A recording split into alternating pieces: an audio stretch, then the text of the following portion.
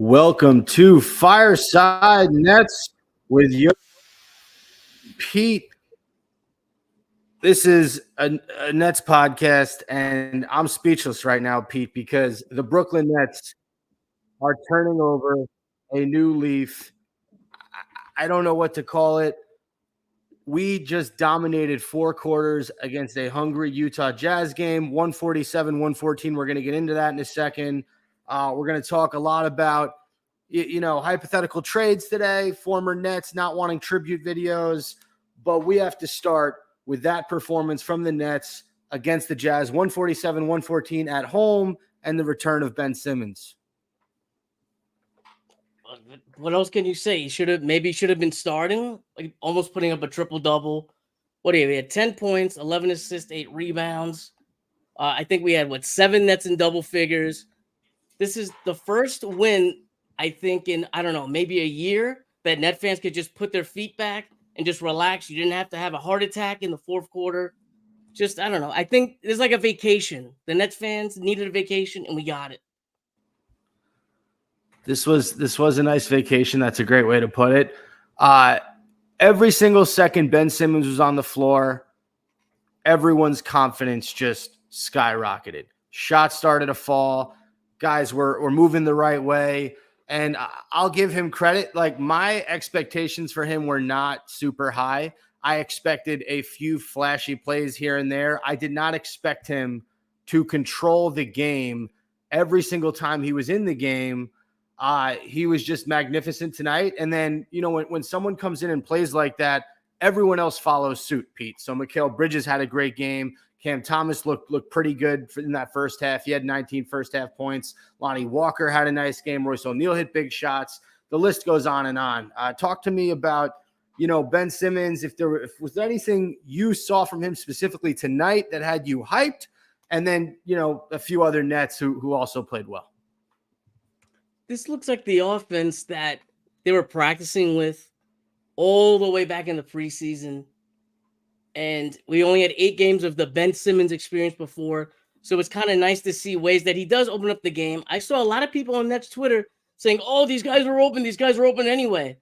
How many times were these guys open a couple games ago? They weren't.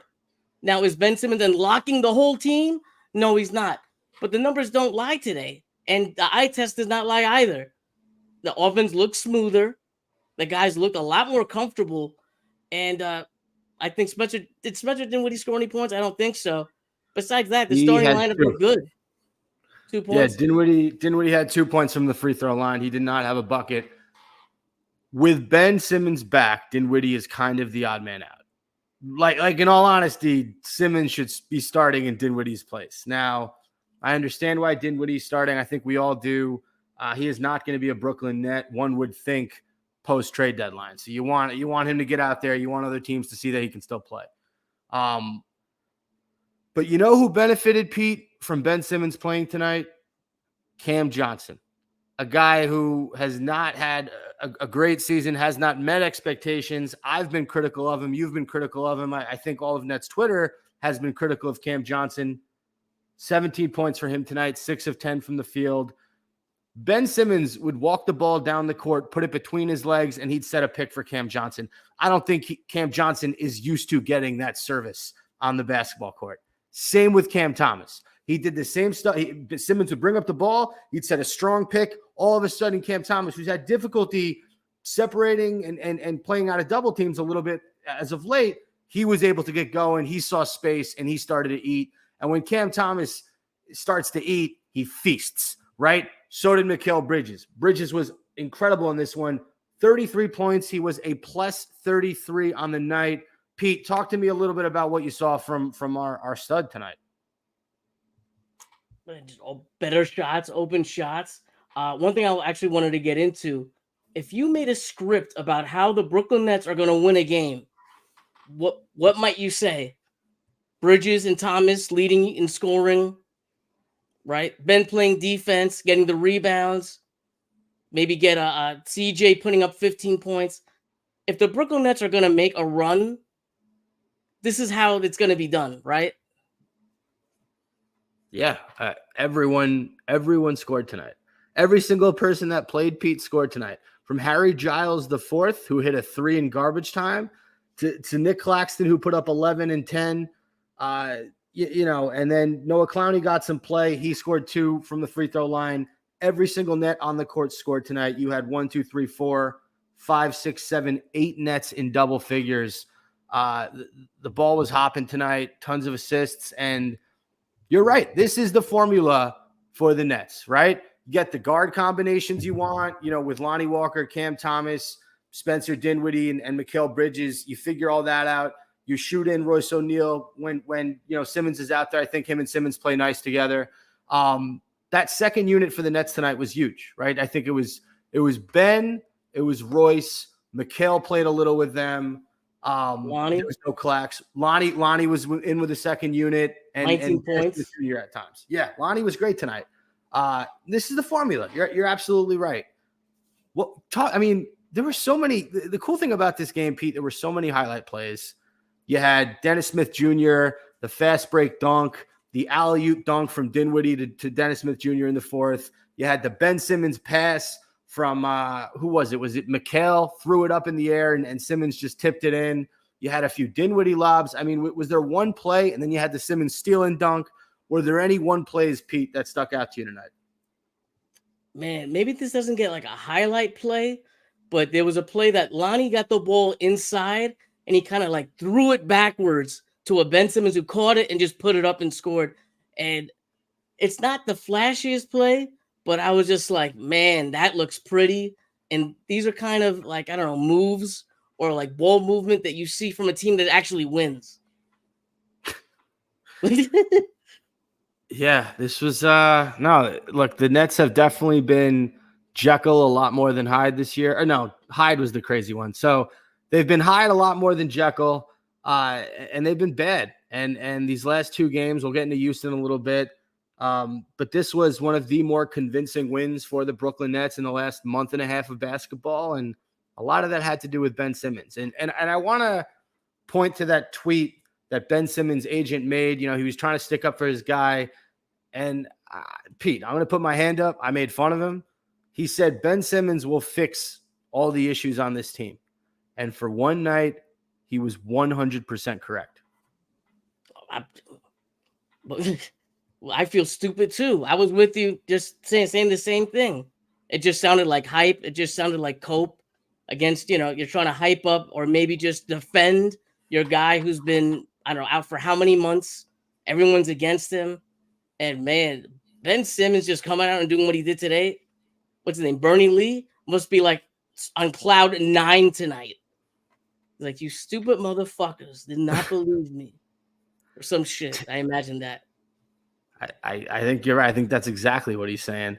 10 points, 11 assists, 8 rebounds, 2 rebounds shy of a triple-double in his return. Ben Simmons, we salute you. Hands up. You came in. I think you surpassed everybody's expectations. Let's see if you can stay healthy, and let's see if we can keep winning ball games. Do you think they can make a run if Ben Simmons puts up numbers like this every night? And when I say run, I mean make it into like a 7th or 6th seed. It really depends on what Marks does before the deadline. Without knowing that, and what Pete, the Nets start winning, guys start to get more attractive. Marks can up his asking price, right? It's a lot harder for teams to fleece you when your team is winning ball games. So, look, everything helps when you're winning. 147 points tonight, 43 points in the first quarter, and 43 points in that fourth quarter. Just a really good night for Brooklyn. If the Nets play like this, right? And by the way, we shot 47% from 3, which is insane. That's not going to happen every night. Everybody hit their threes tonight. Cam Johnson hit his threes. Royce hit his threes. Everyone was raining threes. Lonnie hit his threes. But the thing that impressed me, Pete, defensively, we did a great job on Utah. No one in their starting 5 had more than 15 points. John Collins was the high man with 15 in the starting 5. I know Keontae George finished with 21, but our defense was stellar tonight. And again, Ben Simmons, making things happen. Dennis Smith Jr., both with highlight steals and highlight dunks. That was kind of the theme of the night. Yeah, look at Sexton. 1 of 10, 0 for 2 from 3. He just put up 6 points. He had 7 assists. Markkanen, I kind of feel like this might be even more impressive. 4 of 12, 1 of 4 from 3.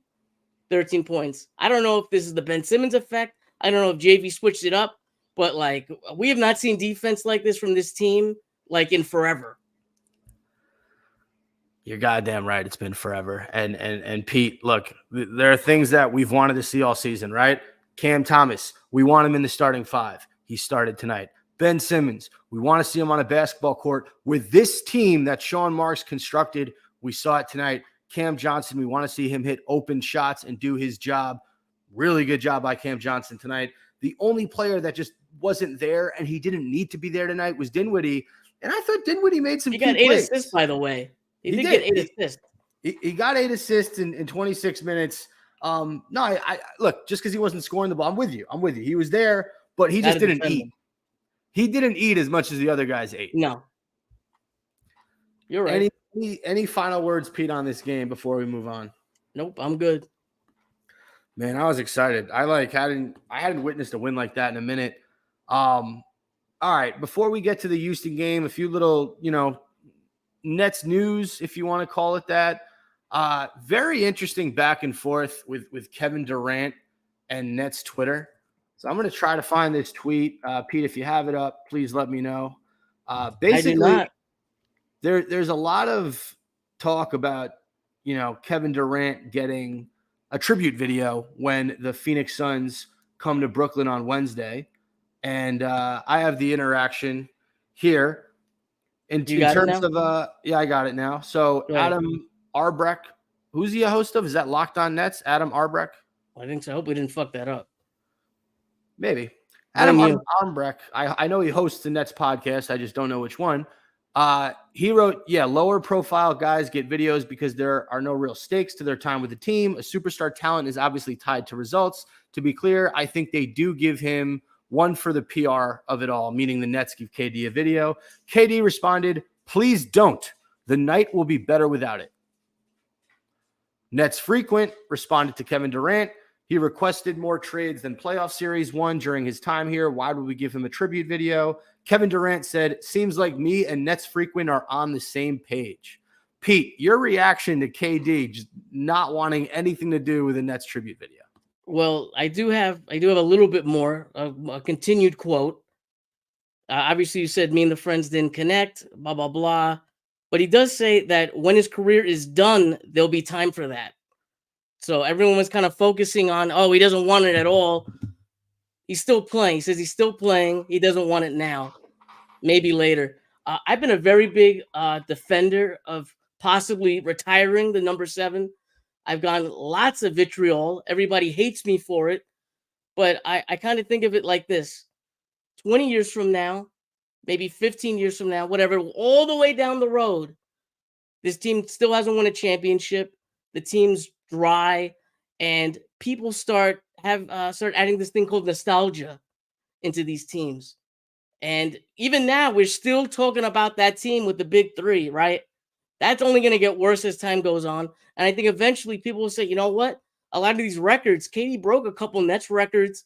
He's one of the best players ever to play for the franchise. Yes, it's a very short time, but I would not be shocked 20 years from now if number 7 is retired. I got guys like Yellow. I got to say this guy's name. I promise I was going to shout him out because he always gives me shit. Badass Yellowbird on Twitter. BK Tweety. He always gives me shit. Always trying to find evidence that that number should not be retired. I'm still going to stick to that. We'll see what happens down the road. What do you think? I don't think Kevin Durant gets his name retired with the Brooklyn Nets. He just didn't have enough of an impact here. Was it sick to have a superstar of his caliber? He's the best basketball player to walk through these doors since Jason Kidd, and on the all-time list, he's probably higher than Jason Kidd, definitely higher than Jason Kidd. But for Brooklyn, for the Nets organization, he was not as impactful as anyone on those early 2000s teams. And the farthest he went was the second round. So nostalgia aside, it'll be cool to look back and think, man, remember that one stint KD had in Brooklyn? Like, he was pretty good here. I mean, he was an MVP candidate for a few seasons, but no, I don't think that they'll ever retire his number. I'm sorry, give him a tribute video or retire his number, either or. Well, you're crazy about the tribute video because that's going to happen eventually. One, Yeah, two. you shouldn't get one. Spen, when was the last time we made it to the third round, the conference finals? When was the last time we made it to Game 7 of the second round? It's been a while. Yeah, right. It's been how many times in the last years in New Jersey did they make it? Pete, It's been almost a decade, I think, right, bro? My team. Yeah, it's been a decade. But since when did rooting That's for the most for success the second team's round? had? So then don't And it shout sucks. I anybody out. know. I get it. Are we gonna start shouting out Joe Johnson and Darren Williams because that team was hyped up too? Are they getting their numbers retired? No, but I think they're a lot better. I think Katie's a lot better than them two. ISO Joe, that was my guy. Born same birthday, me and him. Same birthday. All right. So yeah, KD's funny because like you never know when he'll pop up on Twitter, and the fact that he still reacts to Nets Twitter stuff is great. Like he'll always have. And the funny thing is, like he said something about he didn't really connect with the fans here. Did you see that quote? I did, yeah. I would disagree. I think the fans here are the biggest Twitter nerds in the world, myself included, and he's a Twitter nerd. It's so fast. So I thought they connected great. Same here.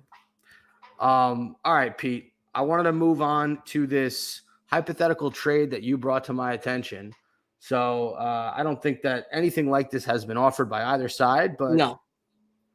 Pete sent me a link to a hypothetical trade between the Brooklyn Nets and the New York Knicks, in which the Nets would receive 5 first-round picks, Evan Fournier, Quentin Grimes' contracts, and the Knicks would receive Mikal Bridges.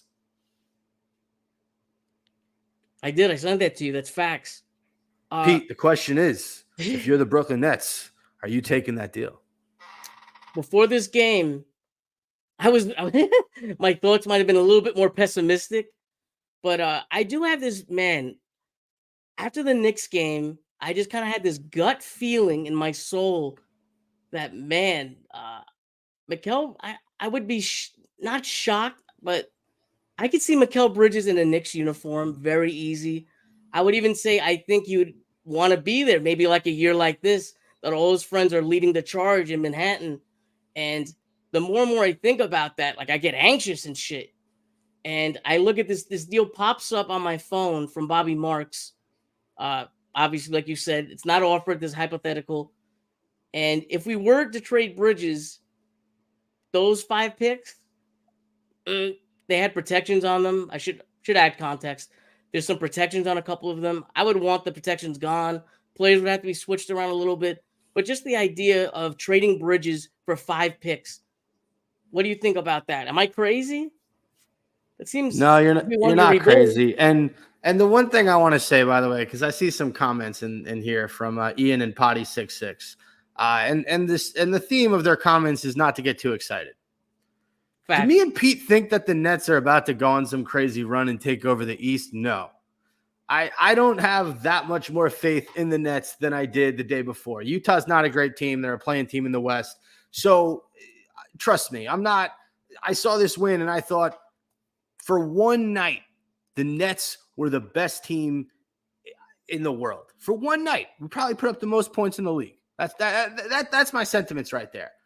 Back to what you were saying. Would I take this trade for the 5 first-round picks? Well, there's players would be involved, you know what I mean? But just the idea. How do you feel about the idea of it?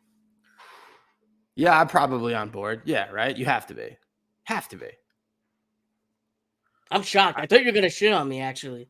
No, I'd 100%. I mean, Spen. five first-round picks. Like, I love Mikal Bridges, but that's a lot of picks. It is. As you know, and you look at Utah, you look at what they're building. Like, they got the 5 picks for Rudy, right? Look at OKC. Yeah, I think that's a ridiculous haul. And if I'm Sean Marks, if you know that you're also like you're gonna move on from guys like a Cam Johnson or someone else who you'll get more picks for, like Yeah, OKC the bitch, like get as many picks as possible. I'm fine with that. I'm shocked. Yeah. Pete, I would never shit on you. I respect you too much. I respect your opinion thank you, too sir. much. What a beautiful No man. worries. I mean, if we talk about anything else other than Nets basketball, maybe, but this is a Nets podcast, right? This is a Nets podcast. All right. I did want to get to the other win against Houston. We're not going to talk about the losses to the Knicks or the Timberwolves because we don't want to be here all night. And they're not really noteworthy, right? Lost to the Knicks 108-103. Not an exciting game. Lost to the T-Wolves 96-94. It's cool. Mikal didn't have 2 free throws to tie the game and send it to overtime. That didn't happen. So we're not going to talk about that one. But we are going to talk about Nets 106, Rockets 104. Pete, Brooklyn almost gave this game away in the fourth quarter. That had been a theme for the last several games. Luckily, they held on. The Rockets missed a few free throws, and that was that. 106, 104. What were your takeaways from this game? If this game would have went on for maybe 30 seconds longer, the Nets definitely lose, right? Yeah, 100%. Did you see that turnover? The pass that Royce O'Neal made to I don't want to get this wrong. It was Dinwiddie to Royce, Thompson. I think. No, well, right, but Amen Thompson picked it off. Oh, okay. I see that was the player who hit the 3. So that happened, and I just got flashbacks to Russell Westbrook in Washington hitting those 3-pointers. And I was like, oh, my God, are we really going to do this again? Are we really going to choke this game away? Luckily, we won. Do you remember who missed the free throws at the end? Was that Ben? It was Şengün? Yeah, Şengün, whatever the fuck his name is. Yeah, okay. He missed the first free throw. He made the second. Correct. And then that was that. I remember. Okay, cool. Yeah, interesting game. Cam Thomas popped the fuck off for 37 points, went to the line 15 times, was 12 of 15 from the line, 11 of 19 from the field in 41 minutes. He was a plus 12. And then Dorian Finney-Smith, before he got hurt, he was a plus 20. He had 19 points himself, 7 of 12 from the field, 4 of 8 from 3. And he was able to break out of his slump. Three solid quarters from Brooklyn, right? We outscored or tied Houston in every single quarter and then got smoked in the fourth. Luckily, we held on and we were able to use some of that momentum into this Jazz win. Yeah, I don't know. This team is just so confusing to me. They literally survive by we said 2 points over here.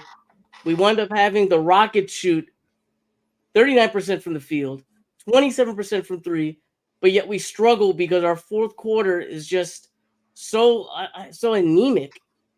Now I want to see with Ben what happens now. Keep in mind, we won that game. We won the Houston game, but the symptoms were still there, okay?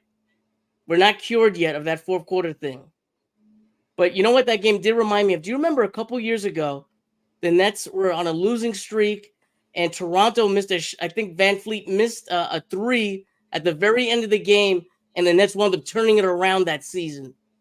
I feel like that Houston game could be that kind of propeller, plus adding in Ben Simmons, of course. And I don't know. I feel good. Yeah, I mean, you can only be on the other side of games like these so often. We had to have one fall in our favor, they were due, right? They were due. They were due. And, the quote that I just fucking hate, and I'm sorry, I love Mikal Bridges. He's our guy. But this quote just drove me nuts. He goes, "We just relaxed, and they came out and played harder than us," in reference to the fourth quarter. How is that possible, given your history in the last several games of losing in the fourth quarter? How can you possibly come out flatter knowing that, hey, this is the quarter we struggle, right? How does that happen? It's media talk, it's just a media answer. I wouldn't take it too seriously. It's like, well, what is he going to say? We sucked in the fourth? Like, yeah, I don't know. That drove me a little nuts. The one guy on Houston who I just thought played great, who I wish was in net, was Cam Whitmore. He was freaking killing us. Yeah, he had a nice game. But overall, you take the win against a young Houston team that beat you. Didn't Houston beat us a few weeks ago? Yes, they did. Yeah, so this is a nice little revenge game. And yeah, listen, we've won 2 games in a row. And I do, before I forget, that halftime, was it the shot before halftime by Lonnie Walker? Did you see that Yeah, that was big. running 3 off the glass? That looked insane. When Lonnie Walker is on fire, I don't think there's another player on this Nets team I enjoy watching score more than Lonnie Walker. Like, yeah, Cam Thomas does it at a much higher clip, and so does Mikal Bridges. But there's a smoothness and like a classicness to Lonnie Walker. Like, I don't know, Cam Thomas, when he scores, he's like shredding a guitar, right? When Lonnie Walker scores, he's freaking playing a fucking violin, man, or a cello. It's beautiful the way he is. You know what I'm talking about. It's elegant. There's a fucking finesse to Lonnie Walker's game. That shot before halftime was awesome. Nets have won 2 games in a row. If they beat Phoenix on Wednesday, Pete, that's what we in the sports biz call a winning streak. Ooh, I'm excited. Phoenix is hot. Man. Listen, this might be the best basketball we see all year from Brooklyn tonight. So enjoy it. Don't take it for granted. Let's come out hot against Phoenix on Wednesday, and that's all I got, Pete. That's all I got for this pod this week. Nice quick episode. Should I say out my plug, sir?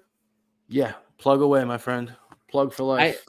I did a trade deadline special with my guy, BK Nets Forever, Kool-Aid, as you may know him in the Nets Twitter spheres. He's doing very, very well. Check that out right now at NetFins, on Twitter and YouTube. And yeah, check out Fireside next week. It's going to be a great episode. I know it. Hint, hint.